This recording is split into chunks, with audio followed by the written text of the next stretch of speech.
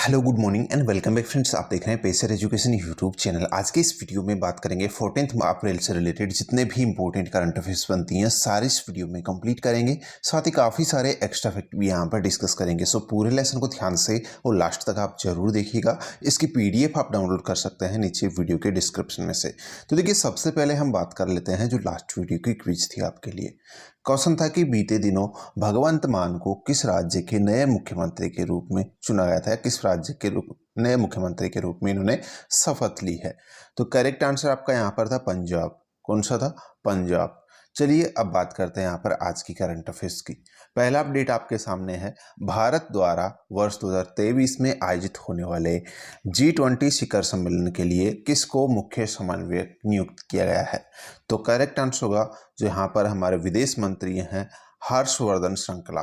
क्या नाम है? हर्षवर्धन श्रृंखला, जो वर्तमान में विदेश मंत्री हैं। इन्हीं को यहाँ पर जो 2023 में G20 शिखर सम्मेलन होने वाला है उसका मुख्य समन्वयक चुना गया है। ये पॉइंट काफ़ी इंपॉर्टेंट है, ध्यान रखना है। चलिए थोड़ा डिटेल्स में बात करते हैं। देखिएगा, भारत द्वारा जो है 2023 में आयोजित किए जाने वाले जो G20 शिखर सम्मेलन है, इसी के लिए विदेश मंत्री हर्षवर्धन श्रृंखला को मुख्य समन्वयक का कार्यभार सौंपा गया है और इन्हें इसका मुख्य समन्वयक जो है वो चुना गया है। देखिए, अगर बात करते हैं तो G20 की यह नियुक्ति बहुत महत्वपूर्ण है क्योंकि भारत 1 दिसंबर 2022 को इंडोनेशिया से G20 की अध्यक्षता ग्रहण करेगा। तो यहाँ पर इस बार की जो हमने की, भारत से पहले जो ये अध्यक्षता है किसके पास है? इंडोनेशिया के पास। और इंडोनेशिया से जो है भारत दिसंबर में जो है इसकी मेजबानी अपने पास लेगा। ठीक है, इसकी अध्यक्षता अपने नाम करेगा। और 2023 में भारत में पहली बार G20 लीडर्स समिट का ये आयोजन होगा या आयोजन करेगा भारत पहली बार। ठीक है, तो ये काफ़ी इंपॉर्टेंट पॉइंट है, ध्यान रखना है इनको। ठीक है, अगला अपडेट देखिएगा, किस संस्थान के वैज्ञानिकों ने एक 53 वर्षीय महिला की त्वचा कोशिकाओं का स्टेम सेल के जरिए कायाकल्प करके 23 वर्षीय महिला की त्वचा के रूप में बदल दिया है? तो करेक्ट आंसर होगा जो कैम्ब्रिज यूनिवर्सिटी के जो साइंटिस्ट हैं। कौन से? कैम्ब्रिज यूनिवर्सिटी के जो साइंटिस्ट हैं उन्हीं के द्वारा हाल ही में ये एक्सपेरिमेंट किया गया है। इसमें एक 53 वर्ष की महिला है, उसकी स्किन को स्टेम सेल जो प्रोसेस है उसके जरिए बदलकर उसको 23 वर्ष की महिला बना दिया है।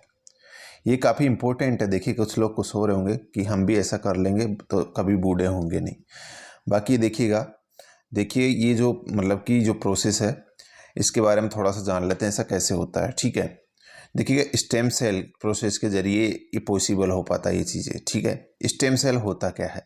देखिएगा, स्टेम सेल अपने सरल रूप में स्टेम सेल एक ऐसे अविकसित सेल होते हैं। स्टेम सेल जो है ऐसे अविकसित सेल्स होते हैं जिसमें विकसित सेल के रूप में विशिष्टता अर्जित करने की क्षमता होती है। उदाहरण के तौर पर यदि हृदय की कोशिकाएं खराब हो जाती है तो इनकी मरम्मत स्टेम सेल के द्वारा की जाती है।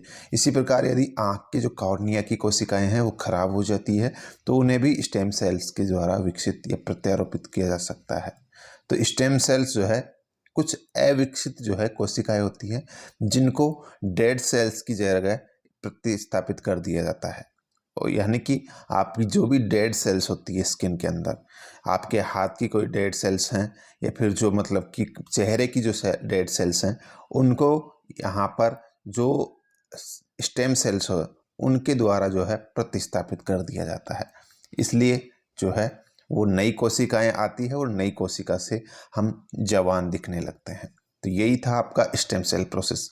लगभग 50 दिन का ये प्रोसेस होता है जिसमें पूरा प्रोसेस होता है। ठीक है, उसके बाद में देखिएगा अगला अपडेट है, निम्न में से किससे पहले लता दीनानाथ मंगेशकर पुरस्कार से सम्मानित करने की घोषणा की गई है?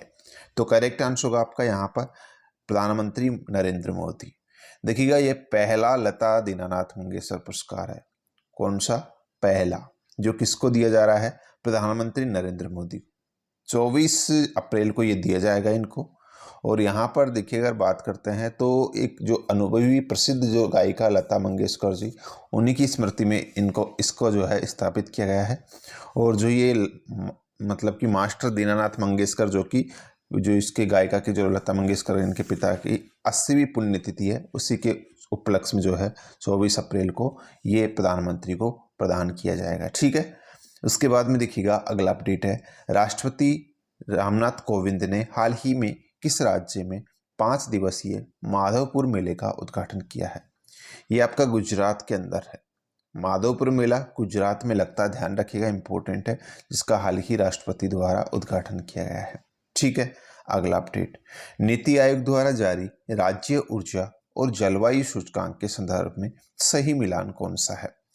हाल ही में नीति आयोग ने जो राज्य ऊर्जा और जलवायु सूचकांक जारी किया है उसके संदर्भ में ऑप्शन है, देखना है कौन सा सही। 3 कैटेगरीज में इस सूचकांक को जारी किया गया है। एक तो यहाँ पर सबसे पहले बात करते हैं जो ओवरऑल कैटेगरी है, जिसमें शीर्ष प्रदर्शन करता है, यानी कि ओवरऑल इसमें आपके छोटे राज्य, बड़े राज्य, यूटीज वगैरह सारे शामिल है।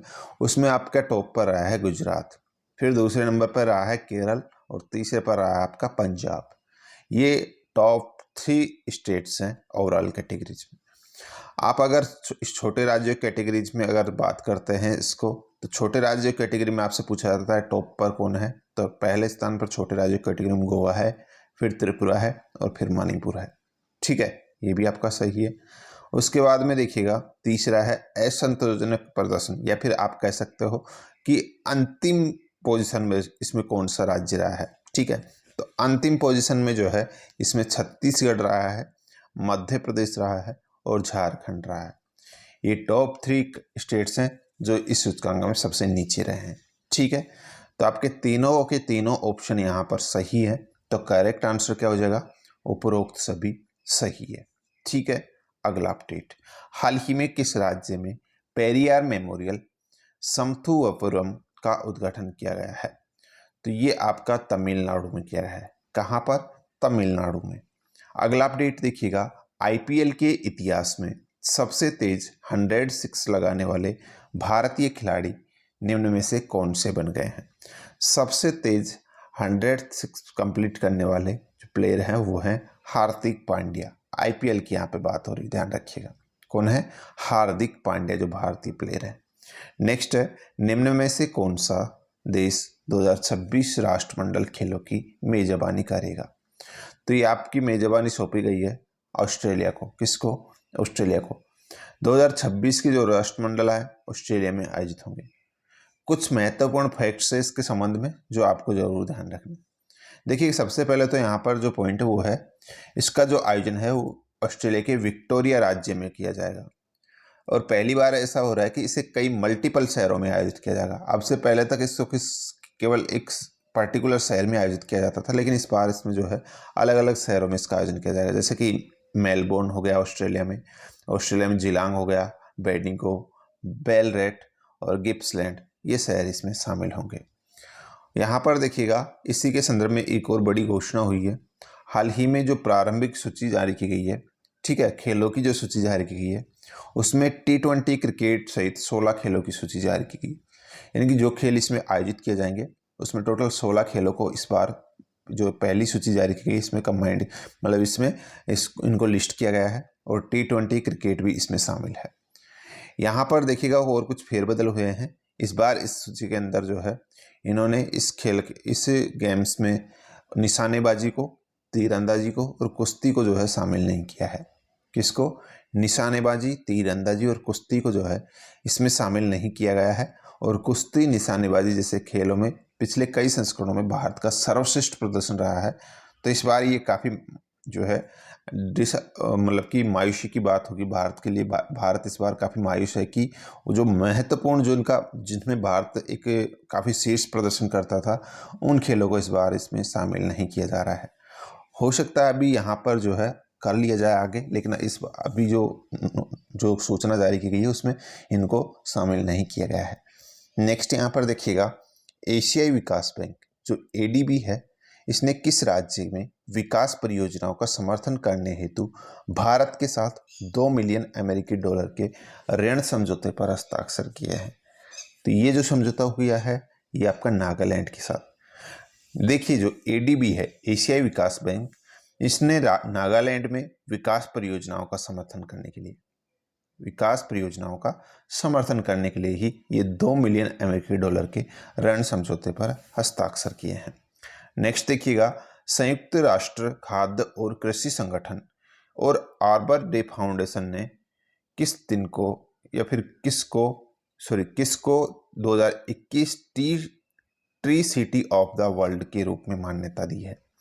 तो मुंबई और हैदराबाद आपका करेक्ट आंसर होगा। देखिएगा 2021 tree city of the world के लिए जो चुना गया है, एक मुंबई और एक हैदराबाद, दोनों इसमें शामिल है। नेक्स्ट देखिएगा, भारतीय सेना हर साल किस दिन को सियाचिन दिवस या सियाचिन डे सेलिब्रेट करती है, मनाती है? तो करेक्ट आंसर होगा आपका 13 अप्रैल को। 13 अप्रैल को ये सियाचिन दिवस मनाया जाता है भारतीय सेना द्वारा हर साल। क्यों मनाया जाता है, थोड़ा सा जान लेते हैं। देखिएगा 13 अप्रैल को ये मनाया जाता है। यह दिन ऑपरेशन मेघदूत के तहत भारतीय सेना के साहस की स्मृति में मनाया जाता है। यहाँ एक ऑपरेशन मेघदूत शुरू किया गया था भारतीय सेना द्वारा। यह दिवस दुश्मन से सफलतापूर्वक अपनी मातृभूमि की रक्षा करने वाले सियाचिन योद्धाओं को भी सम्मानित करता है और 38 साल पहले जब सियाचिन की बर्फीली ऊंचाइयों पर कब्जा करने के लिए अपने प्राणों की आहुति देने वाले सैनिकों को श्रद्धांजलि देने के लिए हर साल इस दिन को सियाचिन दिवस के रूप में मनाया जाता है। ठीक है, नेक्स्ट यहाँ पर अब बात करते हैं जो आज की क्विज है। इसका आंसर आपको नीचे कमेंट बॉक्स में लिखना है। क्वेश्चन है कि बीते दिनों 35वें सूरजकुंड अंतर्राष्ट्रीय शिल्प मेले का आयोजन किस राज्य में किया गया था? जो भी करेक्ट आंसर है नीचे लिखना है कमेंट बॉक्स में। सो गाइस, ये थी आज की करंट अफेयर्स। आई होप आपको वीडियो पसंद आई है, तो लाइक शेयर जरूर कीजिएगा। आज के इस वीडियो में बस इतना ही है। मिलते हैं नेक्स्ट वीडियो में। धन्यवाद।